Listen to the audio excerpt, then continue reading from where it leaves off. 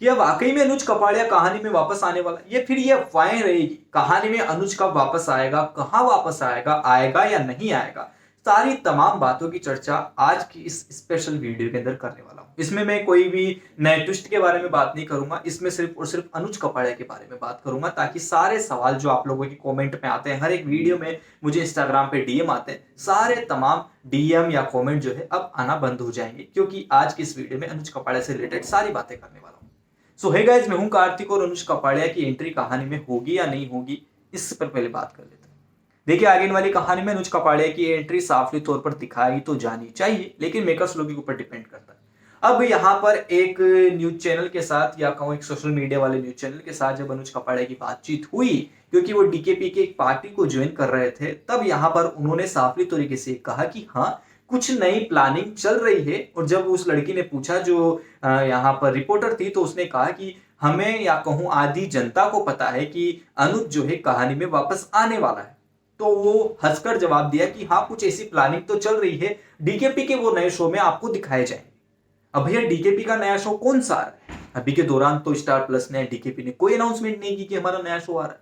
अब नया शो आएगा, वो शूट होगा, फिर उसकी मार्केटिंग होगी, मार्केटिंग के बाद चैनल वाले उसको अप्रूव करेंगे, अप्रूव करने के बाद उसको स्पेसिफिक टाइम मिलेगा, जैसे अनुपमा को 10 से 10:30 का मिल रहा है, वैसे यहाँ पर टाइम मिलेगा। तो भैया, कहानी में इतना बड़ा गेम होगा तो 4 से 5 महीने तो लग जाएंगे। तो अभी अनुज इस कहानी का हिस्सा क्यों बनता दिखाया जा रहा है, क्यों नई नई मीटिंगें कर रहा है वो तमाम अनुपमा के स्टार कास्ट के साथ, क्यों ये सारी चीजें दिखाई जा रही है? आपको बता दूं कि कोई नया शो नहीं आने वाला है, कोई डीकेपी नया शो प्रमोट नहीं करने वाला है, सिर्फ और सिर्फ अनुपमा ही नया शो बना रहेगा। जब अनुपमा शो जो है टॉप 5 की टीआरपी पर है और काफी टाइम तक टॉप नंबर 1 की टीआरपी पर रहा है, तो क्यों यहाँ पर डीकेपी या स्टार प्लस वाले या कहूँ मेकर्स लोग अनुपमा के क्यों चाहेंगे कि वो नया शो अनुज के खिलाफ खड़ा कर दे, ताकि अनुपमा और अनुज की जितनी भी ऑडियंस है वो अलग अलग हो जाए। वो चाहते हैं कि एक ही ऑडियंस को एक ही प्लेटफॉर्म पर लेकर आया जाए, एक ही शो पर लेकर आया जाए, ताकि शो की टीआरपी और भी ज्यादा हाइप पड़ जाए।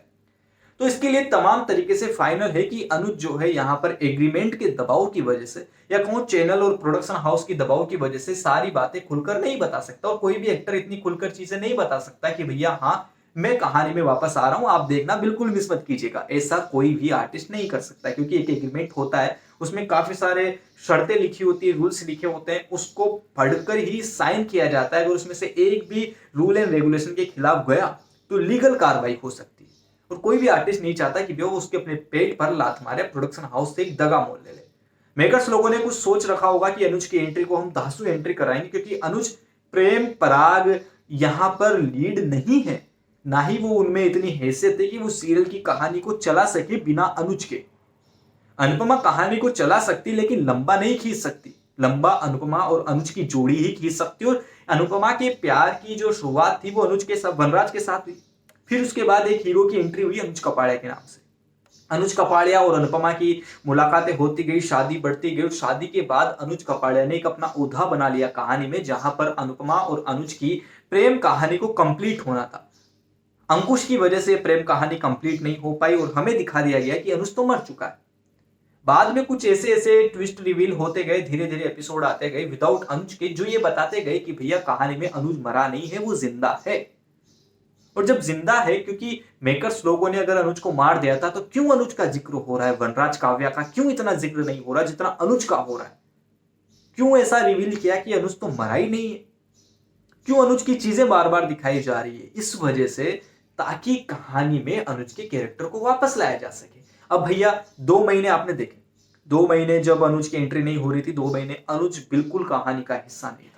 ना वो प्रोडक्शन हाउस के साथ मीटिंग कर रहा है, ना वो नई स्टार कास्ट के साथ मिल रहा है, कुछ नहीं है। अभी क्यों मिल रहा है?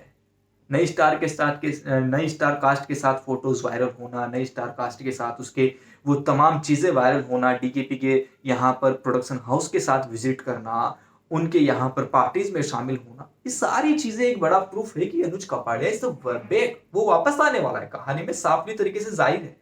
नया शो कोई नहीं आएगा, अनुज तो नहीं बोलेगा ना ऐसा कि भैया मैं कहानी में वापस आ रहा हूं, मुझे देखना, बिल्कुल मिस मत कीजिएगा। भैया, लीगल कार्रवाई हो जाएगी उसके ऊपर कि तुमने बिना परमिशन के कैसे बता दिया, क्योंकि हम तो तुम्हारी हीरो वाली एंट्री करवाना चाहते, जैसे पिक्चरों में होती है, पहले पैर, मुंह, बाल, ऐसा। और अनुष्का पांडे की तो हमेशा जब भी एंट्री हुई है हीरो वाली ही एंट्री हुई है, तो आगे भी हीरो वाली ही एंट्री होगी। अब आप लोग कहेंगे कि भैया वो तो नया सीरियल कर रहे हैं ना, तो भाई साहब नया सीरियल कर रहे हैं तो क्या सातों के सातों दिन शूटिंग थोड़ी चलती है नए सीरियल की। कहानी में अनुज वापस आने वाला है और तमाम चीजों के साथ वापस आने वाला है, लेकिन हाँ ये ट्विस्ट है कि वो कब वापस आएगा। अब इस बात की चर्चा तो मैं काफी बार कर चुका हूं, लेकिन आर्यन वाली कहानी में ये बात मैं नहीं इस वजह से नहीं करना चाहता, क्योंकि अगर मैं बताऊंगा और आप लोगों के उस पर नेगेटिव कमेंट आएंगे तो वो उससे बचने का मेरे पास एकमात्र रास्ता यही है कि मैं वो चीजें नहीं रिवील करूं या नहीं बताऊं, क्योंकि मैं बताऊंगा फिर आपको नेगेटिव कमेंट आएंगे और आपको चीजें पसंद नहीं आएंगी और मुझे भी वो चीजें पसंद नहीं आएगी ऑब्वियसली।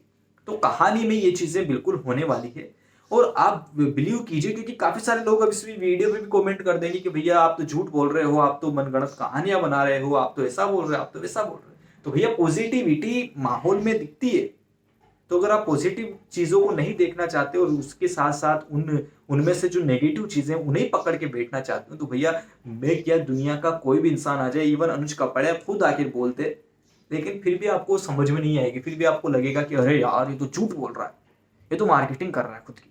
तो भैया इसके अलावा मैं कुछ नहीं बोल सकता। और प्रोडक्शन हाउस इवन अनुज कपाड़िया भी अभी मार्केट में बना हुआ है, इतने इंटरव्यूज दे रहा है, इतनी चीजों को वायरल कर रहा है, रिपोर्टर खुद कह रही है कि हमें तो पता है आप वापस आओगे कहानी में। तो भैया इतने हिंट काफी होते हैं एक इंसान के लिए क्या।